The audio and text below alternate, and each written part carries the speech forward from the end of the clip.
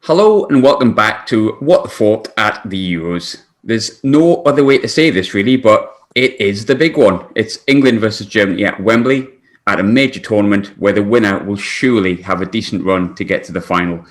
And to join us, we've got two regular voices and one brand new one to help us review probably the biggest game of the year so far, especially if you're living in England, Germany, or support either of the teams. And first and foremost, we have Mr. England himself, regular voice of the show, Jack Shields, joining from the north. Jack, how you doing, mate? You all right?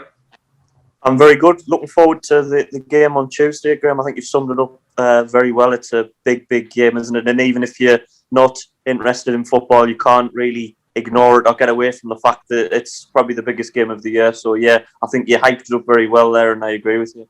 Yeah, I feel like my head's going to explode, mate, already, because I've got tickets, and as soon as I seen that flash up on the app, my head just went... Like, I don't think I've ever been at anything that big. But I said you were from the north. We've got representation in the south as well. Matt from Gills in the Blood joining us again, mate. How are you doing? Are you all right?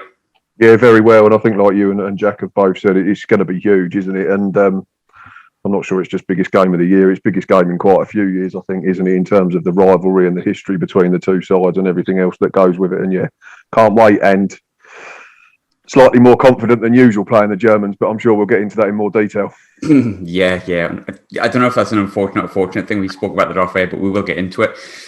Last but not least, and I've hopefully got this all correct, but making his debut as an England fan, also Liverpool and Bayern fan, living in the States, who follows Bayern specifically, very much in the know on the German team and the German media and the feeling around the country, I suppose. It's Tom from BavarianFootballWorks.com. Tom, how are you doing? Are you all right? Yep, you got that spot on too. Thank you for the introduction. And obviously, I'm looking forward to this just as much as you guys are. I think you've all pretty much covered it with that. This is a momentous occasion that doesn't really need as much build-up, from us or anybody else. I mean, I'm sure we're going to have the same type of 96, 2010 drama that we've had. So I'm very nervous because these are both of the teams I support, but I do get a lot of stick on my website for backing England. But, been a Liverpool fan since I was a little kid, obsessed with Steven Gerrard. He was my idol. So very, very difficult, but I will try to cover this one as objective as possible. Well, I used to think I was quite in the know on the Bundesliga, and then I looked at the German squad and I was like, what? Like, I don't know who that guy is. So I was just like, I need someone who watches the Bundesliga at least a little bit more than Jack, Matt, and myself. Not that I'm putting you two guys down. I think, as I've just said before, as most of Twitter knows, I haven't been quiet about it. I've got a ticket for Tuesday, and my head feels like it's ready to explode. But I'll come to you first, Jack. You've probably covered it already, but how are you feeling ahead of the game with 3 days away?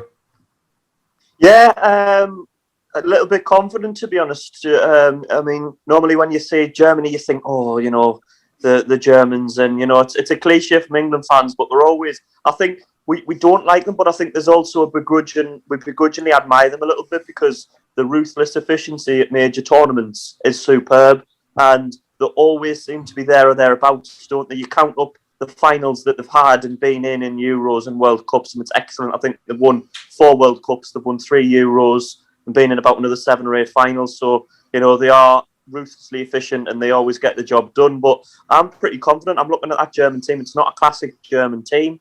And I think we haven't seen the best from England yet. I think there's still a lot more to come, and I'm really hopeful that, they grab the occasion and they recognise how big of a football match it is. And we do see a better England because, we've won 2 out of 3 and kept 3 clean sheets. But I still think there's another gear to find from this England team. And I think hopefully if we can, play anywhere near the potential, I think we've got a great chance of beating Germany and then, hopefully advancing further in the tournament. I totally agree with you with what you said when you said admiration for the Germans. Like, secretly, totally do, 100%. Like, I love German football, I love the Bundesliga, but when you play the Germans, as my granddad would say, you're desperate to beat them. But I think that's just 96 still plays on my mind as a little kid. And it was the only game where, obviously, as people will remember, Kuntz equalised. To which I shouted at the TV, "Oh, cunts!" in my grandma's house, and I thought I was going to get grounded for a week, and I had to convince her that it was actually cunts that had scored. We're going to have to put explicit on this episode now. There you go. But Matt, in the order that I introduced you, I'll come to you next. We've sort of talked a bit off air about stuff like this. We're obviously both proud Englishmen. England, Germany doesn't get much bigger than this. We're both feeling a little bit confident, but do you think that might change as the hours tick down?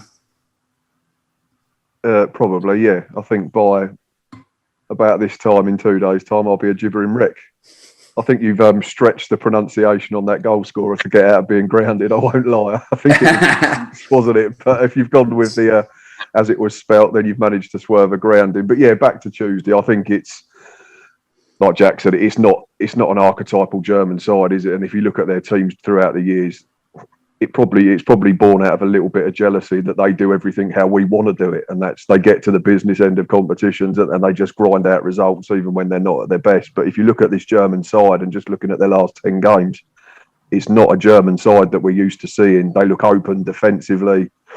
I think Joachim Low's probably taken this team and this group of players as far as he can, and I know this is his last tournament, but it looks like that way as well. I don't think they're the force that they usually are.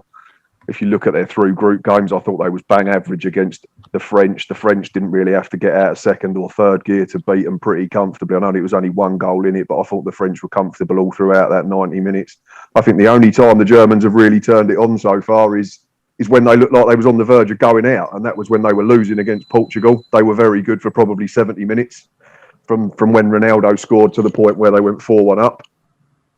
And then they only started playing. I didn't watch the game because I was watching the other group game that night, but it looks like they only started playing when Hungary were beating them. And they realised that this really is last chance saloon. And there's certainly major chinks in the German armour this time, I think. And I'm sure Tom could probably fill us in a bit more. But yeah, it's probably the most confident I've been as an England fan facing Germany in a major tournament. And we all go back to Gaza in '96, don't we? And being the length of a stud away from winning it with a golden goal and handing it in a post. And then we had Frank Lampard in 2010. I don't think it had a bearing on the results, to be honest. We were bang average at best and shit at worst at that tournament, and they deserved to beat us comfortably. But you never know if it had been allowed, which it should have been. It could have been a different day. But yeah, don't want to get too ahead of myself, but you can't help, like fans of all countries are doing, and thinking if we can just get through this, the draw opens up and it doesn't look too shabby from an English point of view if we can get into the quarterfinals. But it's still a big if. This German team's probably dangerous when people are writing them off. I think for me, with talking there about the 2010 game, that really sticks in my mind. And from the outside looking in, it's sort of, and I know this is going to bite me on the arse and the Germans are going to stuff us. I know this always happens to me for some reason, but I've got to say what I think when I'm on the spot. When you look at that 2010 game and you go back to when the players they had, the players we had the Gerrards, we had the Lampards, but they were like the wrong side of 30. They had like young Ozil, Thomas Muller, when no one really knew who he was outside of Germany pretty much. All these players that have gone on to have really good careers and gone for millions and millions of pounds. We had players that had been there and done it, and you were kind of like, oh, last chance to learn this is last chance for the golden generation. I always remember, I think it was Ozil for the fourth goal, the way he like left Gareth Barry as if he was an old man on a Zimmer frame for like the fourth goal and just burst past him and he just went, right, we need to kind of scrap things up. But this game feels like the opposite way a little bit. Like they've got a lot of players around the 30s, the Hummels, the players who were brilliant players and still great players, but have they got enough to win the tournament that they used to? Well, it's players that were written off and told by Joachim Low that they weren't going to be picked, and then he's had to bring them back. So you've got to ask the question, and again, Tom can probably answer this more. Why have they brought them back? For me, it looks like it's because there's a lack of options elsewhere, and that's why they've been forced to make this U-turn. Maybe some of the players have got something on Joachim Low, a la Matt Hancock's recent situation. Scratch and sniff videos, yes, many of them. But we will come on to you, Tom, because obviously you know much more about the German team than we do. Not that they're an unknown quantity, but obviously you study it a lot closer. I've been watching Sky Sports and there's a guy on that I just love. I forget his name, the German correspondent, and he's full of confidence to the point where he's almost like, well, we're looking forward to the quarterfinals. That level of confidence. That's stereotypically something that is seen to be like an English thing. But as someone who knows the German media more than sort of we do probably, how are the Deutschland fans sort of viewing Tuesday's game and the media viewing the game?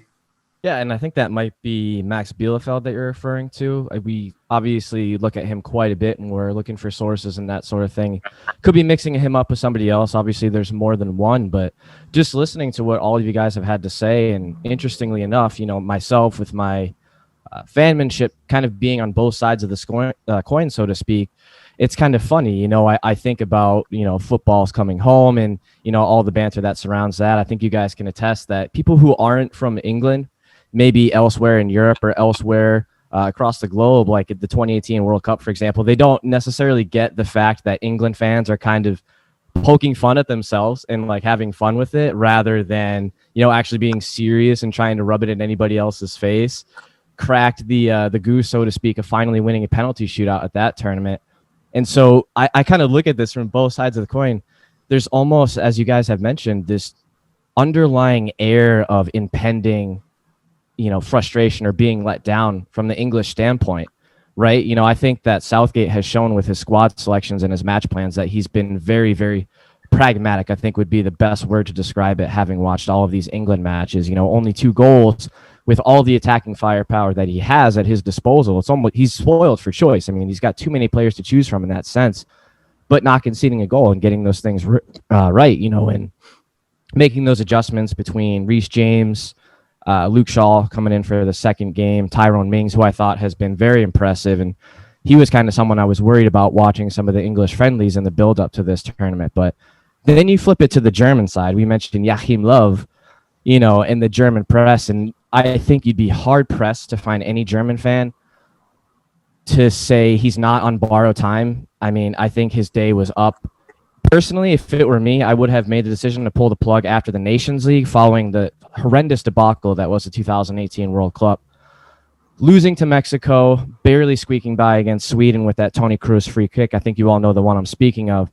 Yep. And then just falling apart against the Korean Republic. So it's just one of those things. I think he's on borrowed time. Like I said, I don't think anybody in Germany you'd be very hard pressed to find someone who disagrees with that.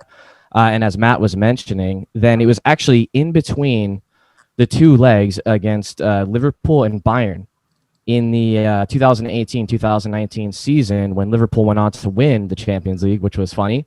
I was able to give all of my contributors at Bavarian Football Work some stick, but it was in between those 2 legs in the round of 16 that Joachim Low shows up to Bavaria in Munich, goes to a conference room in a hotel, and he brings in Muller, Boateng, Mats Hummels, and tells him, you know what, you're not in the plans anymore for the German national team. It was just a terrible time to do that, especially Bayern were still in the mix because that first leg at Anfield finished 0-0. Mats Hummels was still a Bayern player at that time, as obviously was Muller and Boateng. Just the worst time. Like, why would you do that? An absolute confidence killer. And I think it's been shown how much that was the wrong decision. Boateng is maybe where you would find a little bit of wiggle room. He's aging. He's up there in Bayern's treble run last season. He could barely go past 60 minutes, 70 minutes.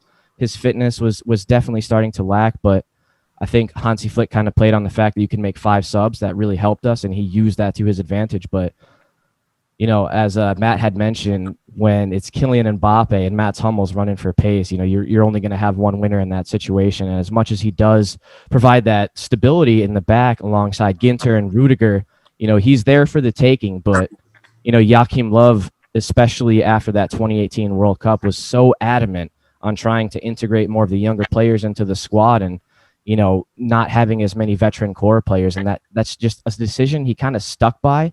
And there was just so much noise, especially with the serial success that Muller had with Bayern, that Hummels had when he went back to Dortmund. Get these guys back in the squad. And I think he finally just caved to the pressure and realized that he didn't really have a choice. And, I think in the end, this tournament is just on borrowed time. We all know that Hansi Flick is coming in and taking over after this summer. Everybody's looking forward to that after the serial success that he had with Bayern and likewise before, having been an assistant to Joachim Low from 2006 all the way up until, I believe it was like something like 2015, 2016. So, it's kind of interesting on both sides. There's just like this impending feeling of frustration and being let down. But in that sense, I think it kind of cancels each other out. And, I think we have one of the most exciting matchups of the round of 16. Yes, we have Belgium, Portugal later today at the time we're recording, but who cares? It's all about Germany, England.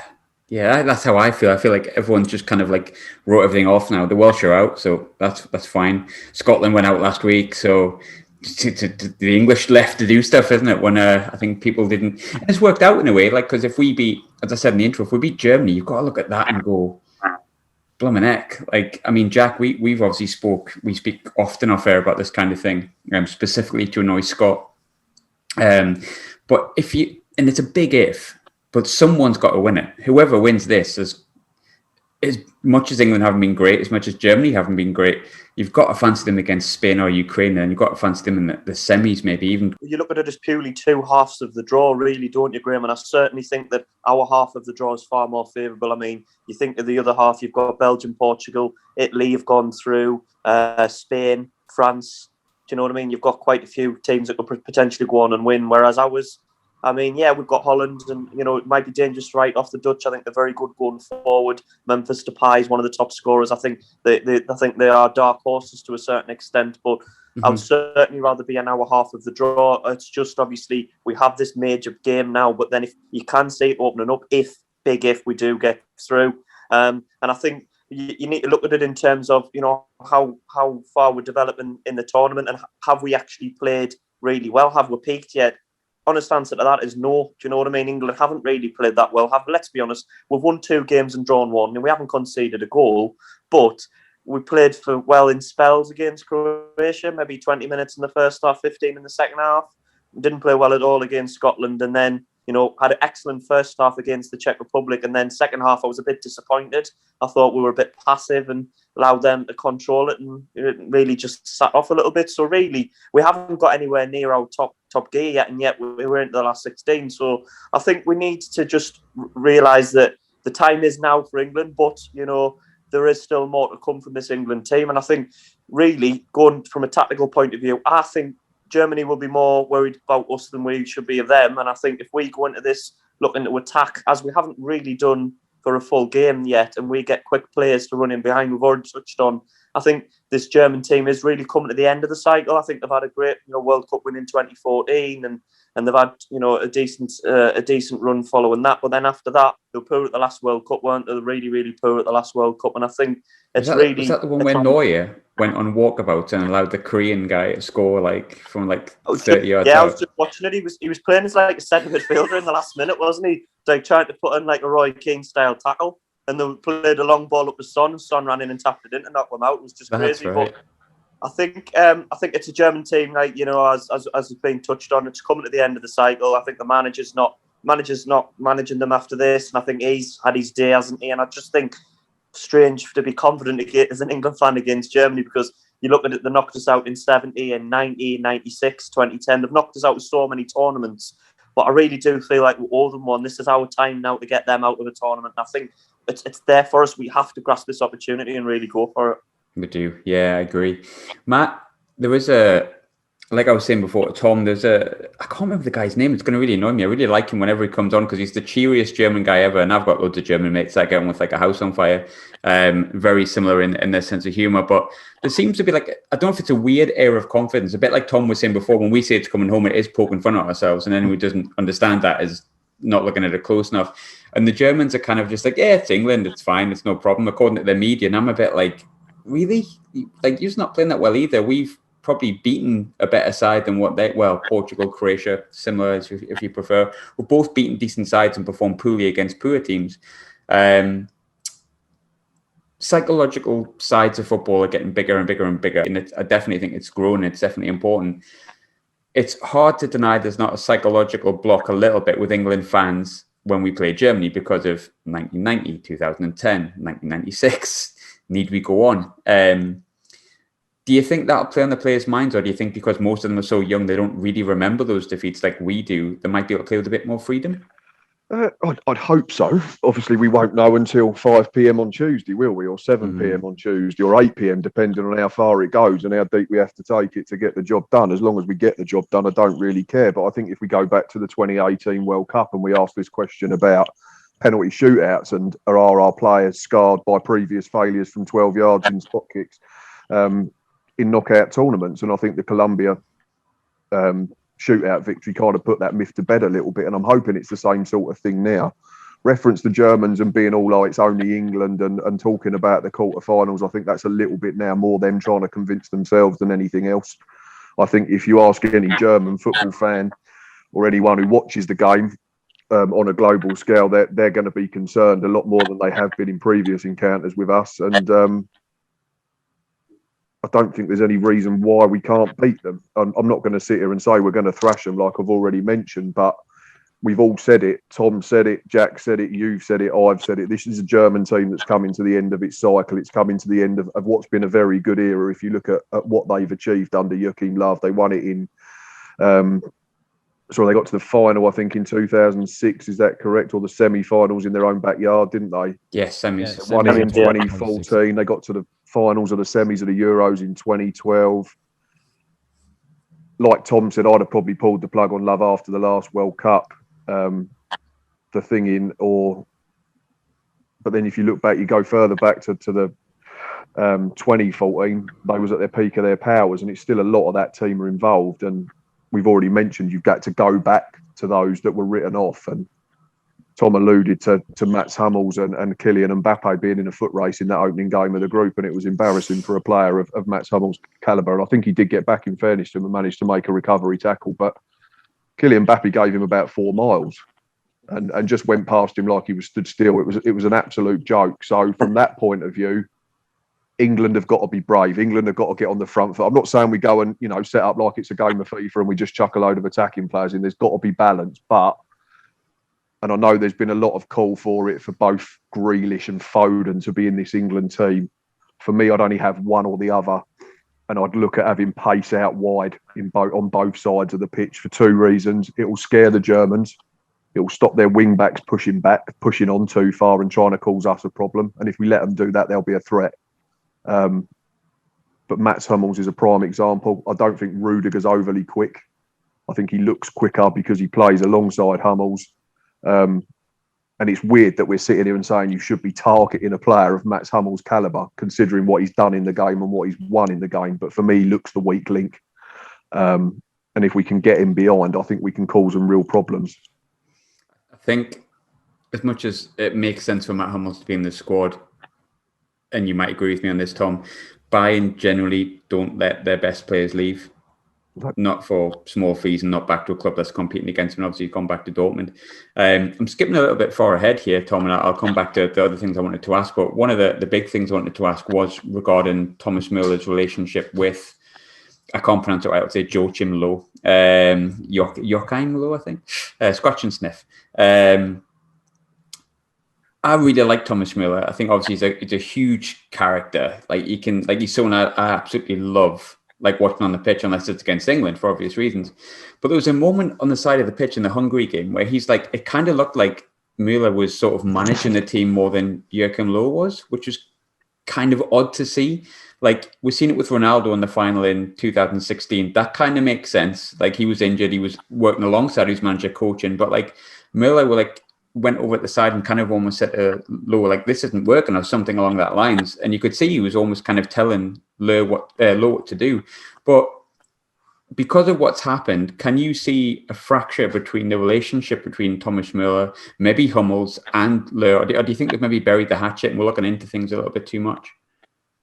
Well, and I think with Thomas Muller, we're talking about, right, one of the most unorthodox footballers in the modern era. I think everybody can agree he's kind of this tall, lanky guy who's surprisingly physical. But, in Germany, Bayern fans and Germany fans, they call him the Raumdeuter, which is basically a space interpreter. One of the biggest parts of his game is just, as the literal translation says, interpretation of space. He's always moving, in those half spaces, in between the lines, whether it's on the ball, off the ball, always getting other players involved, whether it's for Die Mannschaft, Germany, or Bayern. We have actually written several articles at Bavarian Football Works about looking at Lewandowski and the amazing scoring record he had this season, and all of the amazing scoring records he's had in past seasons. He's always, always, always more effective when Thomas Muller is on the pitch, whether that's direct goals involvements from Muller in assists or him just being on the pitch.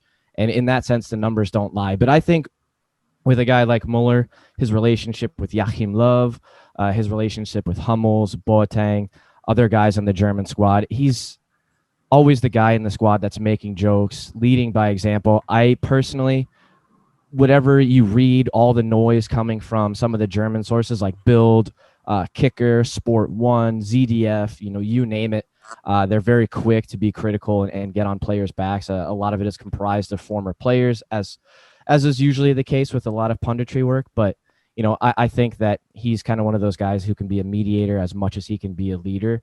And I don't think there's any qualms. I think everything's been buried. I think what you read in the press is one thing, and what goes on between the conversations between guys like that, whether it's Muller and Love, Muller and Hummels and Love, or whatever it may be, I think it's very professional.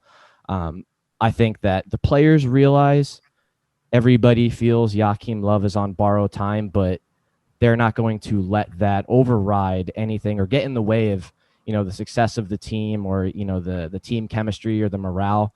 And they also refer to Muller as Radio Muller in Germany. You could probably see, especially with Geisterspiele, basically ghost games without fans, you could hear the players yell a lot more, and you're always going to hear Thomas Muller giving those tactical shouts, whether, he's on the bench, as you mentioned, like he was against Hungary. And by the way, that was another thing too. It was miraculous that he was even listed on the bench for that. He had what's referred to as a knee capsule injury in the second half against Portugal. I believe it was already 4-2 at the time. He kind of, in typical Muller unorthodox fashion, he kind of went to block across. I believe it was either Ruben Dias who was trying to send it in, or somebody else. I can't remember now that I'm trying to think back, but kind of lifted his right leg in a very awkward fashion, and the cross was moving at pace, and he blocked it with his foot, but it kind of caused his knee to twist or hyperextend a little bit. He was not expected to be in the lineup for that matchup against Hungary, and there was all this conversation of who's going to supplant him in the starting lineup because he's not going to be able to go. And from a Bayern perspective, everyone was banging for Leon Goretzka to get back in. And obviously we saw the difference that he made when he came on, but he made the decision to start Leroy Sané, who, I'm always someone, I don't want to be too critical of players. I understand the psychology, having been a player myself, and, how much things people say can affect me if I read it, or if my coach manager said something negative during a game when there's, nowhere near like these guys, but maybe a couple hundred fans in the stands, calling you names at an away game and all that kind of stuff. But Sané was pedestrian at best. I think Germany just looked completely flat. They had nothing going forward. It was all far too slow. Kai Havertz finally breaks the deadlock for Germany, so to speak, in the second half. And then he gets pulled off, which was a little bit weird in my opinion. Sané would have been the first guy I would have taken off. But Joachim Low had come out and said that the idea was to try and get him in 1v1 situations. He had even pushed him out more further on the right wing at some point in the second half to try and get on the ball more and create more with those 1v1 situations. Right, when you look at all of Germany's group stage matches, we've been kind of playing with this. You can kind of either refer to it as a back five or a back three with a midfield five, with Robin Gosens on the left on that inverted wing, and Joshua Kimmich, who, by the way, much prefers playing in the center of midfield. And that double pivot at Bayern works so well between him and Leon Goretzka. But we know that he's a guy who can play right back. He can do a job for you. And Germany kind of have an overabundance of center backs and not many right backs other than Joshua Kimmich. Yes, Niklas Süle possesses the pace. He is a bigger guy. He gets a little bit of flack. People say he's chunky, but he's very quick for a player his side, and he can play right back if need be. But I just don't think that's a gamble that Joachim Low wants to take, especially as Matt and Jack have both mentioned previously with the attacking options that England have. In my opinion, I kind of agree with Matt. I've heard plenty of pundits talking about, we got to get Foden and Grealish on the pitch at the same time. From the German perspective, there's this huge call for Jadon Sancho to get more minutes because of the form he was in for Borussia Dortmund at the end of the season. Phenomenal. Absolutely ludicrous to a lot of Bundesliga fans that he hasn't, I think he's played 6 minutes against the Czechs, which didn't really matter at that point. But in my opinion, if I'm looking at Germany's defense, you can put Grealish on either side. And to me, he's just someone, he constantly wants the ball, constantly was looking to create, obviously created Raheem Sterling's goal early on in that first half. And he was kind of in and around the movement when Sterling hit the post, like in something like the 3rd or the 4th minute against the Czechs. And Saka also surprised me as well. But, Southgate has to make those decisions. But I think if you put those attacking players, as I believe Matt had said, you're going to force both Kimmich and Gosens to stay at bay. And, I think that France and for large portions Hungary showed that when you're able to do that, you can really frustrate them and stifle them, because when it's not an open game, they tend to struggle, and the buildup is just far too pedestrian, and it gets very, very frustrating, and that seeps into it, and that is always going to play into England's favor. That's one big thing I really hope we do. I hope we turn them from being a back three into a back five, because I think you say that a lot with England. Croatia did that in the semi-finals. They turned our back three into a back five because Perisic kind of got at us, and the other guy on the right, I can't quite remember who it was. But one player I did want to ask you about, I actually watched the Hungary-Germany game as opposed to I saw a flick, but I watched more of Hungary once Hungary started winning for obvious reasons. Goretzka is not unknown. Obviously, he's had an injury, he's come back, but he's not an unknown player. People know what he produces. But for me, the game really changed in Germany's favour, or looked like Germany could have pulled it back when Jamal Musiala came on, who obviously plays for Bayern. In my opinion, he ultimately changed the game. He looked tricky, he looked fearless, he kind of looked like what we've got excited about in the likes of Grealish and whatnot. He's only 18. As someone who watches Bayern on a regular basis, what can you tell us about Musiala, and is he likely to play? He is a very impressive talent, and it's funny that this is the matchup because you guys probably remember months ago he had to make the decision whether he wanted to represent Germany or England on the international level because of his parents, the dual citizenship that he has. And he ultimately chose Germany. I think they were able to offer him a better package. I think you guys would probably agree with all the young talent that England has. He might have found it difficult to get into the team. But what's interesting is from a Bayern standpoint, as you said, he's fearless and he can play a multitude of different positions. We've seen him come on for Leroy Sané, Serge Gnabry, Thomas Muller, central attacking midfielder, wide left, as we kind of saw against Hungary. He's even dropped in and played as one of those, if you want to call it a triple pivot or a double pivot in midfield. Bayern had to deal with a lot of injuries this season, so we've seen Musiala in a lot of different positions. And the one thing I think can make him very effective, and I think we even saw when you were watching the second half against Hungary, is his ability in tight spaces. He's kind of a smaller guy, a lanky guy. There's a running joke amongst Bayern fans. We just need to get him to hang out with Leon Goretzka. If you guys... I don't know if you would get the joke. Leon Goretzka came back from COVID lockdown with probably like 5 or 6 pounds of added muscle. And even myself, I actually manage a fitness center for a living.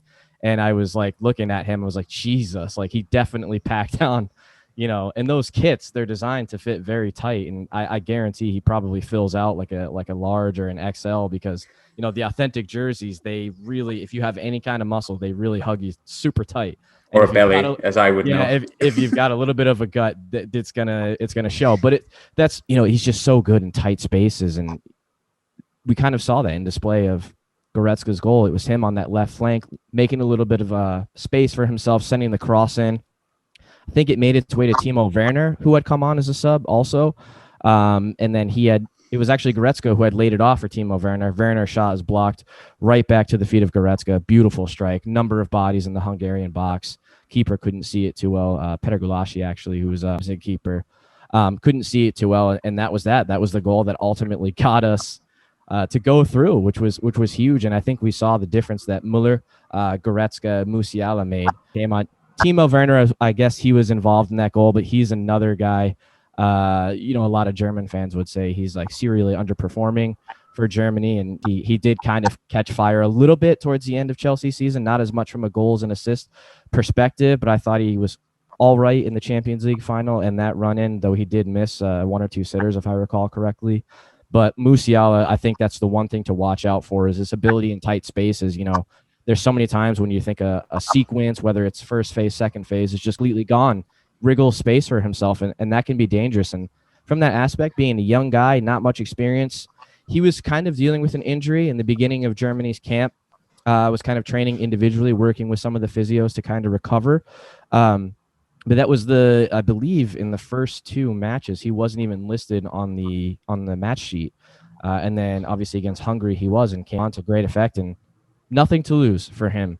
That's kind of the best position to be in, so to speak. Come on, make an impact. And we can see the severity of that situation. You're losing 2-1 on the verge of crashing out, potentially finishing as one of the best third-place teams, but that makes your route much, much harder. So he knew very well what the implications were. And, I'm sure Joachim Low took him on the shoulder and just said, you know what, do what you can. No fear. You have nothing to lose here. And, that sometimes that's the best position to be in. And, I wouldn't be surprised to see him come on as a sub if, the match is tight. with England or just before extra time or whatever it may be. And he's a very exciting talent. And as I said, definitely one to watch for in those tight spaces. Fingers crossed we put him away before half time, lads, then. Jack, one of the big questions that's going to reverberate around for ages, I'm sure Sky Sports will tell us what the starting lineup is before we before the team even knows, because they seem to like telling everyone what the formation is and exactly how we're going to play. Thanks, lads. Saka, Sancho, Grealish, Mount, Kane and Foden. You've got a front four probably that's going to play in that. Mount's obviously questionable because of COVID and so on and so forth, but really straightforward question. Who's your front four, Jack? It is a difficult question, Graham. And I was just saying that the attacking midfielder area is one of the areas of the pitch for England and the squad that we've got like lots and lots of options, haven't we? Do you know what I mean? It's like we've got probably 6 or 7. So it's going to be Kane up front, isn't it? That's the nailed on certainty. I'd probably go Grealish, and then I think Saka. Saka played really well. I'd play him. I thought he was on form. And then across the other side, I mean, do you go Sancho? But the German players know him quite well. Do you know what I mean? I don't know. I'm not sure. I'll probably go Kane, Saka, Grealish, and then Mount or Foden. Depending on if Mount's going to be fit or not. I think Mount's a massive miss if he's not. I think it's kind of been underplayed. People have kind of gone, oh, Mount's injured, and there would be like a total freak out of Grealish. But for me, and I think loads of people who've played a lot more football than I have, professional footballers who do comment on it, say, Mount's one of the first names on the team sheet, and rightly so. And I kind of agree with that. I think outside of Kane, you look at Mount, probably the first name on the team sheet, unless Henderson's fit. And for me, Mount not being fit would be a huge, huge loss. But again, I wouldn't play him unless he's 100%. I genuinely wouldn't. Hopefully he's managed to get a bit of training in and stuff like that. But Matt, same question to you. Who's your front four? Same as it was against the Czech Republic. I'd leave Grealish. I'd leave Saka in. I thought he was very, very good. Why would you drop a player who's just gone and got man of the match in his first competitive tournament game for England? I thought he was very impressive. Everything that we did well for the first 45, 60 minutes, he was heavily involved in. He was heavily involved in the goal. He picks up the ball on the halfway line. We talk about people being fearless. He's got no history of this Germany thing, aside from what he's seen on the internet. Got the ball, drove at a Czech Republic back four, created space where we got Grealish in down the left-hand side, and then it's a free header for Sterling at the back post. There was a good bit of movement in the middle, I think it was. I'm not sure who made the run into the front post that took people away from Sterling, who just drifted off his man at the far stick. And I can't see why you drop Saka. Again, we come back to Sancho. You look at his form, I think it was 36 goal outputs last season in the Bundesliga, but I don't know whether he's got pictures of Gareth Southgate or something, but there's a reason why he's not playing. But for me, the Germans are going to know more about Jadon Sancho than they are Bukayo Saka, aren't they? So I think there's a little bit of the unknown element to keep Saka in. Sterling, you can't take out for me. He scored only 2 goals at the end of the day. He's got 14 in his last 19 for England. So forget the Man City form and all that nonsense about he was rubbish last season. He wasn't as good as he has been, but he weren't rubbish by any stretch. Kane has to play. He's our best player. And Jack Grealish, I thought, was very good. And I was surprised he came off after 65 minutes. I don't think I'd start Mount or Chilwell based on what's happened over the last week. I've seen pictures on social media of them being out running on their own, but that's not anywhere near the same as being in the group and doing all the drills that they'd have been doing as a collective, as an 11. And also, there was talk of us going back to a back 3 or a back 5, however you want to label it. I don't want us to. We've been very good defensively, playing 4-3-3 or 4-2-3-1. So let's not change it all up because it's the Germans. Let's respect them, but let's not go and try and match them up. Let's go and play how we've played for 3 games and not conceded for 3 games. And let's go and cause them a problem. Let's make them think about us rather than us worrying about them from the off. I'd only make one change in the whole 11 from the other night, and that would be Henderson in for Rice or Phillips. I'm always going to be on board with that. I'm always going to be on board with I thought Jordan you Henderson might be for some reason. Yeah, love Henderson. I think Henderson is... I don't dislike Declan Rice, but I just think Henderson does those little 25-yard dips over the top. He just passes forward. I know the belief is that he passes backwards and sideways. He really doesn't. He does far more passes forward. Henderson's... I love Jordan Henderson. So I think everyone will know that, and everyone listening to this, being majority Sunderland fans, I would assume are going to just say the same. So there's no point in me labouring on it. Should be captain, Graham. Should be captain. He should be captain, mate. in my Should opinion. far be captain. He should be captain of the world, prime minister for my liking. He hasn't got much competition, has he? To be fair, I think we've managed to get like 40 minutes or so, 45 minutes into a podcast without mentioning the war. However, I don't love Euro 96. I certainly don't like Italia 90. I did enjoy the 5-1 in Munich. I did enjoy the 1-0 in Euro 2020. I'll live with the Euro 2010 one. Fair enough. That was the first time we got beaten fairly and squarely. However, we do need to win this one, and we do have to make predictions. Jack, I'll come to you first. What is your goal scorer and your match prediction? Well, I think we've kept 3 clean sheets so far, but I do think our defence will be breached. I do think the Germans will score. And it wouldn't surprise us if we had to go to extra time, but I'm going to go 1-1 normal time, and I think we'll get it done 2-1 in extra time. Who do I think will score England's goals? I'm useless when I say scorers. Whenever I say someone's going to score, I never usually get it right. But I keep saying I think Harry Kane's due to get one. He's too good of a striker to keep missing big goals and big games. So I think Kane will get one, and I'll go Jack Grealish. I think I said the same 2 players last time. I think Germany will score, and I think Kane and Grealish will get it done. 2-1 England in extra time. I think we might have to take it extra time, but I think we'll just get over the line. But I think it's going to be nervy and tight. Tom, I'll come to you next. What's your goal score predictions and score prediction? Yeah, just as Jack said, I definitely think there's going to be goals in this one, despite the clean sheets that England has kept. I'm going to go 2-1 in the end, also after extra time, but to kind of just expand on that thought, going off the front 4 prediction for England, while I personally agree with Matt, I would just keep it exactly the same because I loved what I saw. And then, it's a little bit of a chess match at that point as well. If Muller and/or Goretzka comes back into the German lineup, then that leaves less to bring off the bench. You only have guys like Musiala, Leroy Sané, who has had a difficult tournament with the chances that he's been given. I think England, in that sense, have a little bit more of an exciting bench of guys that can come on, really inject pace. So that's the luxury. If I have a feeling that he's going to put Foden back in the starting lineup, whether it's for Saka or Grealish. For me, you can't take either of those two out of the team with how productive they were.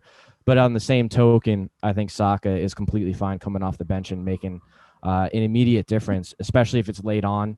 If we're level pegging, he can really come and inject that pace and cause a lot of problems for, Rudiger, Hummels, Ginter, who's very, very prone to mistakes, as we saw with that second Hungarian goal where Neuer kind of mistimed his coming off of the line. Ginter had a complete whiff at the ball.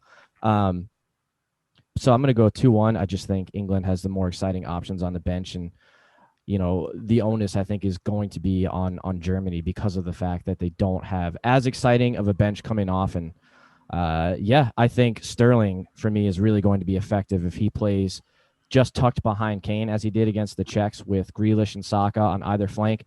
To me, him running in behind, there's all this talk of, why is Kane dropping so deep to get possession, whether it's for Tottenham or for England. But if that's going to allow space for Sterling to run in behind, as we had discussed, a la Hummels against Mbappe, there's only one winner in that foot race. And I think Sterling, it's safe to say he has a lot more pace than, arguably Ginter, Rudiger, and Mats Hummels. So that's an exciting lineup for me. And, Grealish, another thing I think is overlooked. If he's on that left flank or the right flank, trying to keep Gersons or Kimmich honest, that's going to really disrupt the productivity of Germany going forward. They really like to stretch the pitch, make it wide, whip those crosses in, as we saw against Portugal, to great effect. And, always Grealish and Saka, whoever it is, they always possess the ability to, win free kicks in those tight spaces. And to me, I know we didn't discuss the defense, but that's kind of why I would maybe think about bringing Trippier back into the side. I'm not sure what Southgate is going to do in that effect. As I said earlier, he's been very pragmatic with his team selections, and a lot of England fans are a little bit frustrated that they haven't scored more goals, but you can't complain with where they've gotten, topping the group and going through without conceding a goal. So I'm curious to see where he's going to make those decisions. And then I'm just personally, as a center midfield in my playing days, I'm very, very excited to see the matchup between Gundogan, Kroos, and I'm assuming Declan Rice and Calvin Phillips, who I think has had a fantastic tournament, especially in that opening match against Croatia. But I think that's going to be where the best matchup is going to be. I always love myself a good central midfield battle. Yeah, engine room battles are always the best when you win it anyway. If they're not, they're the worst. Matt, what's your prediction? Goal scorer, who's going to win? I'm going to be boring. I'm going to say 2-1 England, but I'm going to say we'll get it done in 90 minutes. So just to make it a little bit different, again, it comes back to what we've all said. We know that this is England's best opportunity to beat Germany in tournament football for a long time, but I'm trying not to get too ahead of myself, so I'm not going to predict anything stupid. I think the first goal's massive. If England can get it, is there talk of 45,000 being behind us? 45,000. Wembley on Tuesday, so that's going to be huge. And you think, imagine 42,000 of them are going to be England fans. So if we can make some noise and we can start on the front foot like we've spoken about all of this podcast, then I think England will cause Germany loads of problems. Kane is definitely due one. He's too good a striker to be going too many games. I'm going to back Harry Kane and Raheem Sterling to score our goals. Just looking at the Germans over the last 10 fixtures that they've played, they're conceding over 1.5 a game. That's very un-German. They conceded 6 against Spain. I know that in the Nations League, but they've been beaten by North Macedonia recently in World Cup qualifying, and they've struggled all through this tournament. They conceded 5 in the group stage, 2 against, even when they was good against Portugal. But talking about what Tom was mentioning about we've got more options on the bench, I think in terms of ceilings as well, England have got more gears to go through. I think Germany have had to get to a very high gear to see off Portugal, had to get to a very high gear to get a draw against Hungary.